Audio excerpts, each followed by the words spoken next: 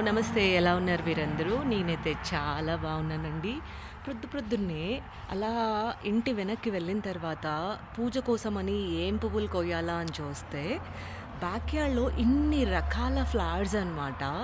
ఎంత సంతోషాన్నిస్తుందంటే, అందులో ఇప్పుడు సెప్టెంబర్ కదండీ! త్వరలో చలికాలము స్టార్ట్ అవ్వబోతుంది. అంటే ముందు ఫాల్ సీజన్ స్టార్ట్ అవుతుంది. దాని తర్వాత చలికాలం కదా! సో, కొద్ది రోజులు మాత్రమే ఈ చెట్లన్నీ చూడడానికి ఉంటాయి. ఈ పూల మొక్కలు.